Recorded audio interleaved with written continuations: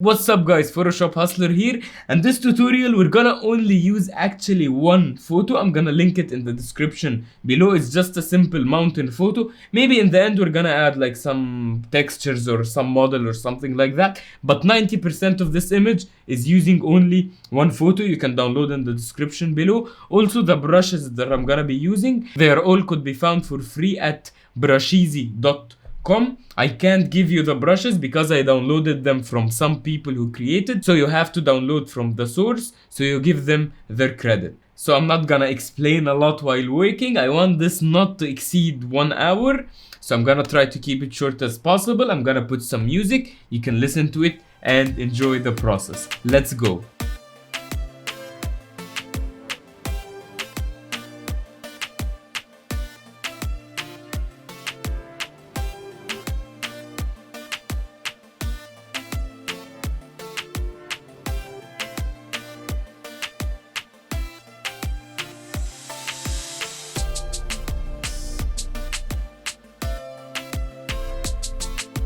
For people who always ask me how you got this gray shape, this is how I get it. I start by the color of the sky. So in this case, I'm going with a very bright gray. Then I start putting my layers one by one. I draw them using the lasso tools, just something like that. Very fast, very sketchy. And once I'm done with all the layers, the closer you are to the camera, the darker things become. The further away to the sky, the brighter things become until they reach the color of the sky itself. So it's very simple. Only one thing to keep in mind, the shape of the mountains. Like as you can see, I have like some sort of like a shape in all of the mountains I'm creating, something like that. For example, if my mountains is something spiky, I'm gonna keep them all spiky. If they are round, I'm gonna keep them all round. In this case, I have this shape. You can see it all around all the mountains, just so things has a little bit of cohesion overall. And if you press the crop and you click, we're gonna see the rule of thirds. So basically I want my sun or my light source to be somewhere here at the top left intersection, and I want my model to be somewhere here around the bottom right intersection. But always be free. It's always like good to learn the rules, then break them every now and then. And let's get started. The mountain photo that we're gonna be using is gonna be this one. The thing I'm gonna do is I'm just gonna get rid of the sky. I just want the mountain. Also I'm gonna get rid of this like bottom area. I want only mountain texture. And let's get rid of also this bottom area, something like that. And I guess we're good. Let's add layer mask. It got the opposite. Control I to get what we wanted. I want to get rid of the white area, so I'm just gonna stand on the layer. Make sure you have the lock on, then take the clone stamp with a normal like soft brush, 100% opacity. Then I'm gonna get rid of this white area. I just want texture. So also get rid of this. Let's get rid of some of this waterfall. I want something rocky texture, not like waterfalls and grass and something like that. And now as we have our texture, let's Control C and Control V it in here, so we have the texture. I'm gonna open the link and I'm gonna apply layer mask, and let's give this one red and always keep it as a copy so that I can close this one so that my computer can run faster. So we have this some sort of a copy. Now I want to duplicate this one, Control J to have another copy. Keep this one just in case, and I'll work with this one. So let's start by layer number one. I'm gonna Control click it. Then I'm gonna stand on the layer itself and add layer mask. Then I'm gonna unlink and take the layer and position it to where I want. So this is close to the camera. So the rocks and the textures are supposed to be big and contrasty. So I'm gonna try just to somehow make it match a little bit like the rock formation I have here. And if I get something like that where it doesn't look good, I'll just take the clone stamp tool, lock the layer, and I'm just gonna clone the edge of this one onto that one, like that edge here. So I'm just gonna make sure it's ending on an edge, and let's close the one below. Also here we have, I guess we missed a part, something like that. And here I don't like this dark area. Let's do something like that, and let's close that one. So we're done with the first one. Let's do the same to the second one. Control J, then put it on top of second one, control click, then add layer mask, open it, and let's position it. In this case I want to flip it, so control T, right click, flip horizontal, okay, and now we have our second one. I just don't like the top area. Let's lock it, clone stamp, alt click, and let's go. So second one, let's close second one. I'm gonna do that for every single one of them, but as I move far away, I'm gonna make the mountain a little bit smaller so that the rock textures look smaller because it's further away in the background. Another way to fix that is by decontrasting so that the rocks doesn't appear that much, in case we couldn't make it somehow smaller. Also, one thing I'm gonna do in this case, let's first mask it, and now there it is. So what I'm gonna do is control T. In this case I'm gonna warp it just to match a little bit like the inclination we have here. So what I'm gonna basically do, I'm gonna try to warp the whole image from right and left so that it has something like it's pointing us inside, not pointing us outside the frame. So something like that is good. Okay, I'm starting to get a little bit lost with all the textures, so I'm gonna stop here and let's take the one closest to the camera. Let's add a curves adjustment on top of it, and let's darken it just a little bit, something like that, so we can at least see what we're working with. Then I'm gonna copy that curves adjustment to the second one, but in this case I'm not gonna make it as dark. I'm gonna brighten it up just a little bit. This one also, let's brighten it up just a little bit. So now we have some sort of separation for our eyes so we can see the layers. And for this one also I'm gonna do the same. Let's darken. So basically what I'm doing here, I'm decontrasting the image because I don't want that much strong texture. So I'm trying to reduce the contrast a little bit by pulling the white areas down and pulling the dark areas up, making the photo like much more like far away, because the further away the thing goes to the sky, the more atmosphere particles comes between your eyes and between whatever you're looking at. So the more atmosphere or fog or haze between your eyes and the thing, the more or the less contrasty it becomes. That's why we decontrast when we go further away. Now I'm gonna do like, I'm gonna apply texture to all of them, so I'm just gonna speed forward this part for the sake of your time.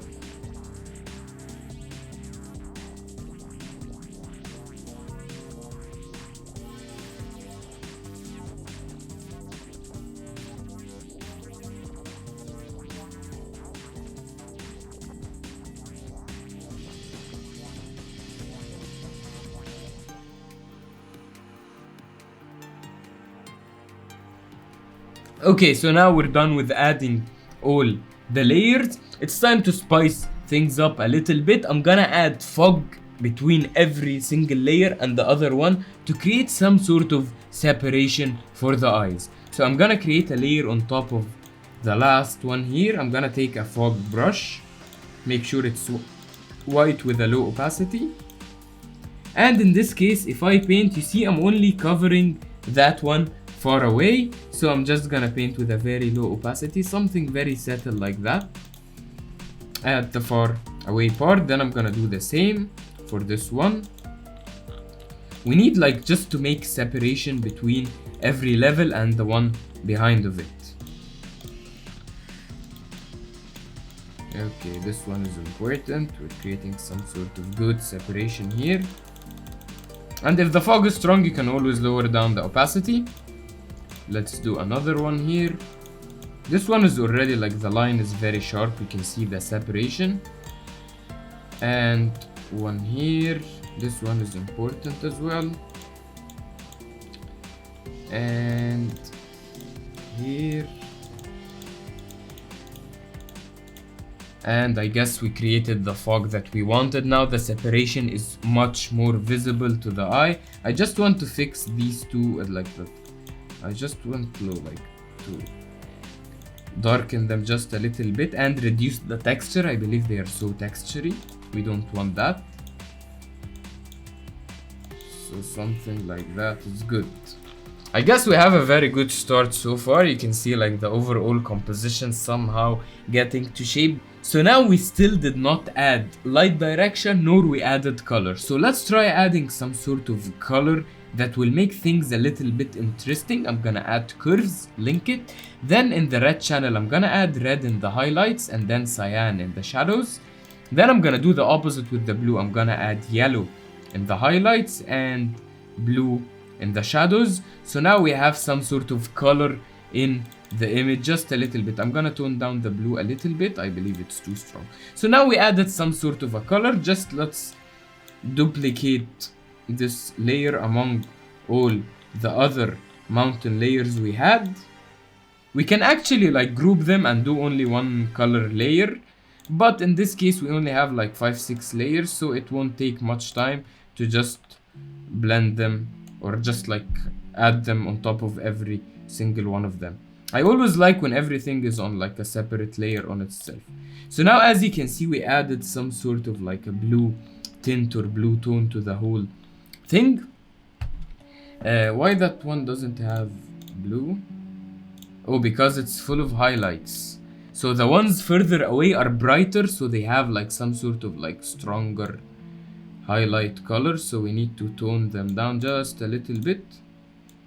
So we bring back some sort of that blue, because I'm coloring by highlights and shadows, and the ones far away has bright areas. That's why they took more of the yellow and the orange and took less of the blue and the cyan. So maybe it wasn't the smartest decision to color like that. Maybe should have used like photo filter or something, but I guess we're done. We're still gonna blend everything better at the end. Moody, something like that, I guess would work fine, but this is too blue.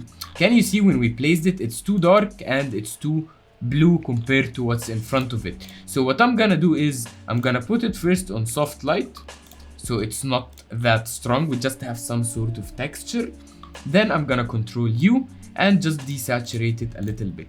We can clearly see that this one, oh okay, we didn't add the color to this one. So let's add the color and it's fixed already. So now we have all like some sort of like the same mood overall. One problem I can see, as you can look, you can see the edges are so sharp. So what I'm gonna do is I'm gonna stand on the mask, then I'm gonna go to filter, blur, Gaussian blur, but then I don't wanna blur the mask so strong. So I'm gonna only press 1 and okay. And now as you can see, the Gaussian blur is by Control Alt F, it's gonna be made automatically. So I'm gonna take all the masks and I'm gonna Control Alt F them one by one, so that I can create this some sort of like a Gaussian blur effect and I don't have the sharp edges that I did not like. So now we made it some sort of, you can see now the edge of the mask is kinda blurry at the edges. Okay, looking good so far. What else can we get to do? I guess it's time to start adding light or light direction. So in this case, I'm just gonna take some of like the light flares I have. I really love using these. So let's drag it something like that. And let's make sure the color is some very bright blue color. And now it's time to put it in screen blending mode. And let's make it something big like that. So now we have some sort of light leaking from behind that mountain, but that's still not enough. Let's, on top of these two, add another light. In this case, I'm gonna use just like a sun texture I have, but of course make sure the color is what we want, not like orange. I want it to be some sort of blue, and also use the overlay. And now I'm deleting the edges somehow, and let's make it something very big like that. I'm gonna use two actually, one here and another one behind everything. So now we have very clearly have some sort of light direction from that side. So What that light direction from that side will do is that it will affect all the mountains. So I'm gonna take one by one of the mountains I have, like this one for example. Then I'm gonna do a curves adjustment layer where I brighten everything up, make sure it's linked, then I'm gonna control I. So now it's invisible. Now I'm gonna take a brush, make sure it's on 10% flow, and with white what I'm gonna do is I'm just gonna color the edges here and there so that it looks like the light is hitting the mountain from that side. This is a low color photo actually, I'm not doing a lot of color. Usually I would do like orange light from one side, and in the other side I would do some sort of like black, blue in the shadows. But in this case, in this image, I'm not doing much. I'm just trying to highlight the parts where the sun is, or like, it's not the sun actually, it's just a light source. I don't know where it's coming from or where we'll end up with, but I'm just gonna brighten everything from that. So I'm just gonna do the same I just did, just like a black curves, and then I'm just gonna brighten the areas where the sun is, or where the light source is supposed to be hitting. Something like that. And also I love to do this move. I have like some sort of crack brushes. So I'll just use the crack brushes and just add some few clicks here and there. They give some sort of like variation. They make the mountain look like something like there is some sort of weird lights hitting it. And let's do the same to the next one. No, not levels, I want curves. And brighten, link, control I, use a normal brush, and color the edge. Make sure the color is white. I don't know why it's not working here. Oh, we're on the wrong layer. Okay, so control I, and let's brighten this one. I thought we're on that layer, that's why. And this one also, it's gonna be like really bright because the light source is just behind of it, so the edges will have a lot of like light leaking. I'm also gonna add like additional layer on top of this one. In this case I'm gonna put it into color dodge, and I'm just gonna dodge some areas here and there. Maybe I'll also do like the brush to look something like that, and I'm just gonna add some interesting dodgy lights here and there, just so that it's much stronger, because the sun is supposed to be leaking from that area. Also I can use the eraser and just erase if it's too strong, or if I went like too further away, and also lower the opacity because I believed some areas in it was a little bit strong. Also let's we forgot this area. We have the light coming something like that, so let's create actually some interesting light rays, but let's lower the opacity. I'm gonna hold shift and click, because when you hold shift and you press click, it's gonna make sure things are in straight line. So I'm gonna create some sort of light rays like that. And if they are too visible, you can always like take the blur tool and just blur them a little bit so that they don't have that much of a sharp edge. And now it's time to go to that one, the main one where we'll have our model. I'm gonna do the same, brighten, control I, take my normal brush and make sure it's linked, and let's brighten the parts where the light is hitting.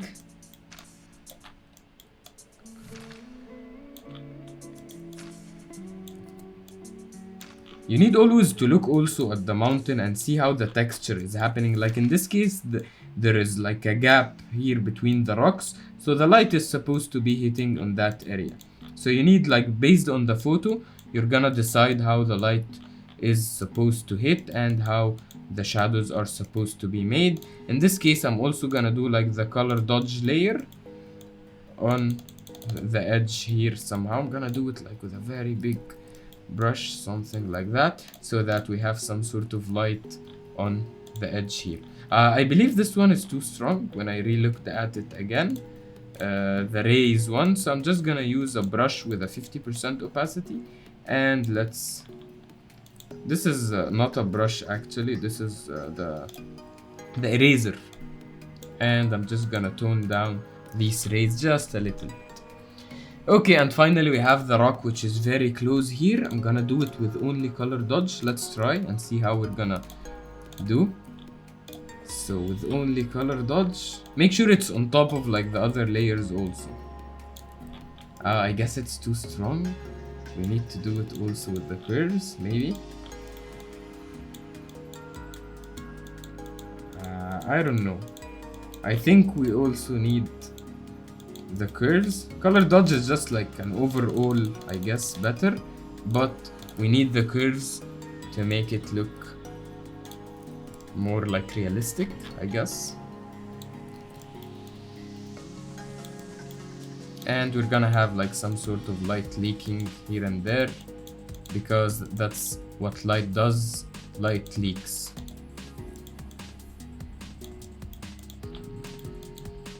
And the last one here, let's do the curves. This takes time, but if you think of it, it's more like a process. Yes, it takes time, but it's really simple. You just learn how to blend one of the mountains, and then you just keep doing the same for the rest of all of them one by one until you reach the desired look. I guess now the light direction is looking good. So what's still missing is the model or the main element in our image. In this case, I'm gonna use this image. I'm just gonna use the select subject. The selection in this case doesn't have to be precise because we're gonna make the model really small, so it's not gonna be visible how much is appearing or anything. No details will be visible, I mean. So let's just like minus some of the areas. Actually, Photoshop is still not like smart enough in like the auto selection things. So you have to go down manually and just tweak things a little bit until you reach the desired outcome. Oh, you see it missed the hands. We don't want the guy like with no hands, of course. And I don't know if I should be doing all of these details or not, but let's just do them for the sake of making like not worrying about anything that will be missing at the end. This is like a very quick, like dirty selection, we can say. This guy looks like, I don't know, he's wearing a very weird like costume. I don't know what he's trying to be, an astronaut or something else, but Control C, Control V, we have our guy here. Actually, I like him when he's giant, something like that.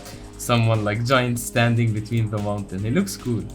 But let's stick with our original ideas. Don't let like all the ideas get into your head. If you have an idea and you believe it's good, just follow it.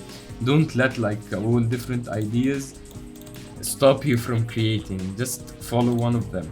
And in this case, as you can see, he's too dark compared to wherever he's standing, so I'm just gonna curve adjustment him like all the way up, something like that. Then I'm gonna add a layer on top of him, and this one will be like just sampling fog from around and just like adding it on top of him so we blend him more. Also, I'm gonna use like one of the fog brushes we used before, and I'm just gonna add some fog on top of him. We want him to be like some sort of visible, but not so strongly visible, like he's not blended nicely. No, we need him to be like blended right. Because when you don't blend something, it's more visible. But we don't want that, we want him blended but visible. How I made him visible, as you can see, he's wearing dark and behind him there's a lot of fog. So when you zoom out, you can very clearly see where he is standing. Also, I'm gonna do a gradient map on top of him. This is one of my favorite ways to color. You put black and white, and in the middle you put the color you want. In this case, I want some sort of dark yellow. Then I'm gonna Control I, and I'm gonna use a brush, a soft brush, 100% everything, and I'm just gonna make him wear yellow. so that as if he's like some sort of like a worker or something like that. I don't know. Let's just give him yellow, but this is like so strong, so I'm just gonna tone it down. So there is just some sort of like a difference in the color where he is. I actually gonna tone down the yellow to orange. I believe the yellow is so strong. Also lower the opacity just a little bit. Okay, now it's time to like do overall adjustments. One thing I like to do to the mountains which are far away is let's sample them and let's Control G and let's add a mask on top of everything. So now we have double masks, and in this case I'm gonna take any of the cloud brushes I have and I'm just gonna use black. I'm just gonna cloud brush away some parts, something like that, so that it looks like the whole thing is cloudy and they are falling behind the clouds. This one obviously needs a lot of like clouds as well because it's very clear. It should be covered with clouds because it's far away. Let's use different shapes of clouds so it doesn't seem or feel like repetitive anyhow.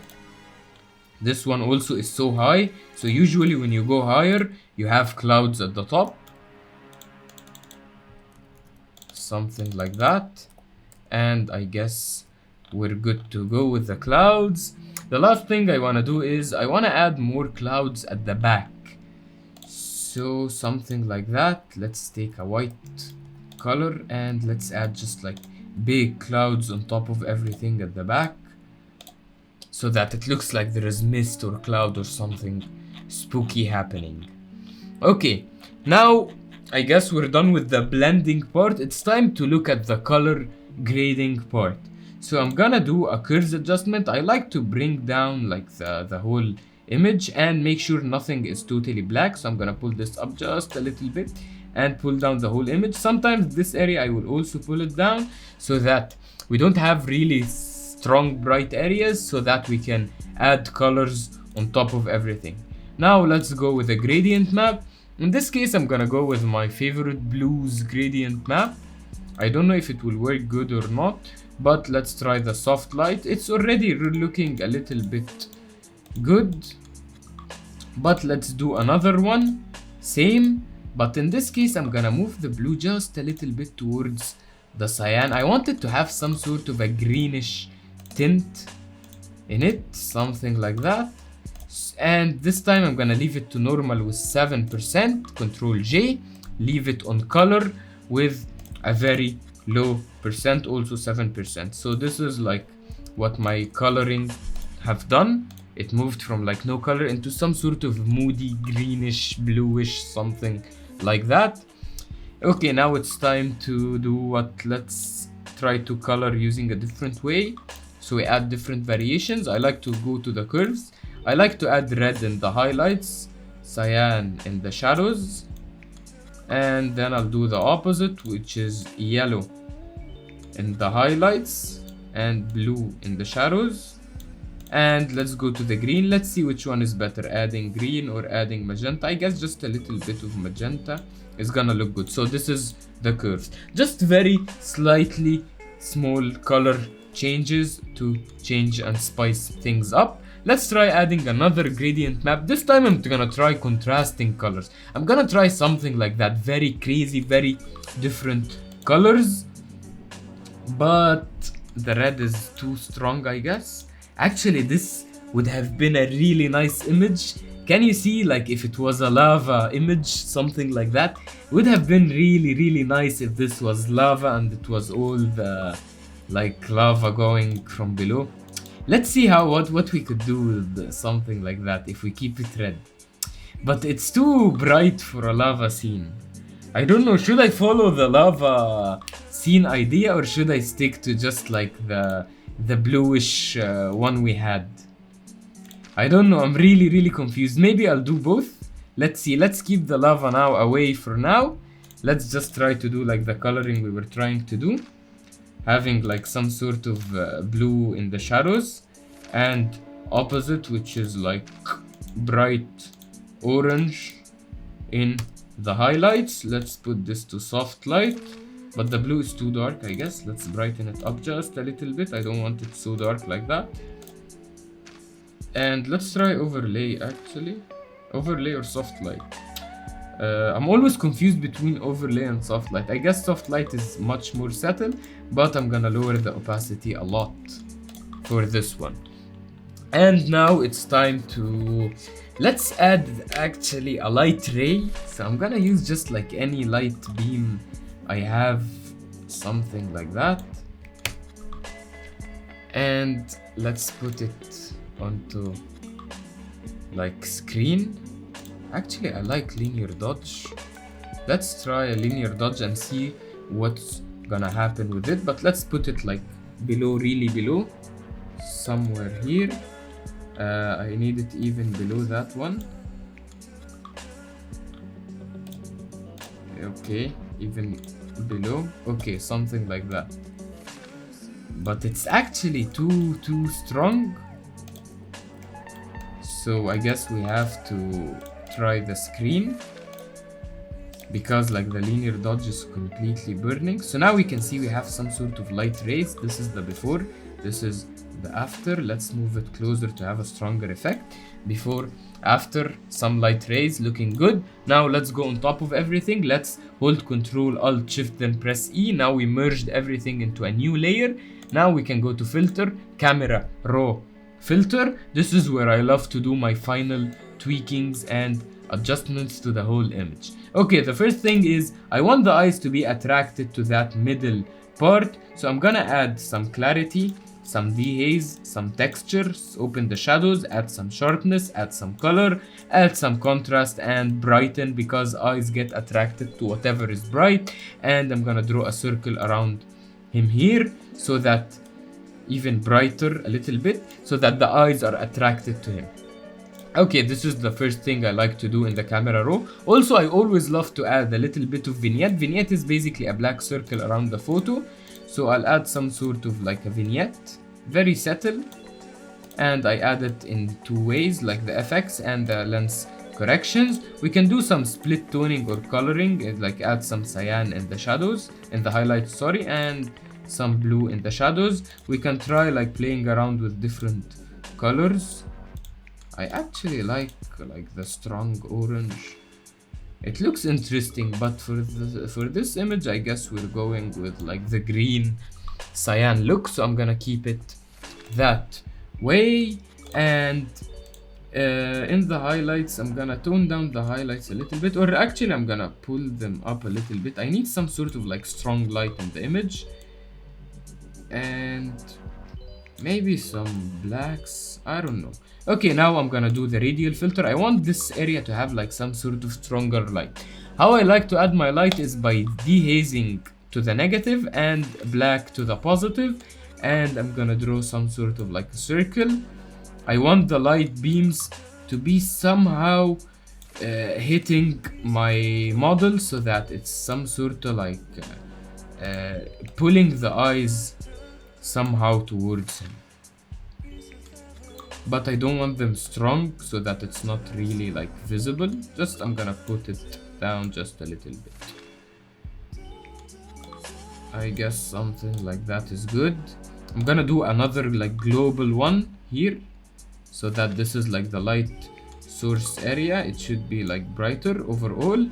And finally, I'm gonna darken the opposite parts. I'm gonna dehaze in this case and reduce the whites, reduce the highlights, reduce the saturation, because dark areas usually have low saturation, and I'd want this area to be like, I'm actually gonna reduce the saturation even more, and I want the areas like far away from the light to be somehow darker,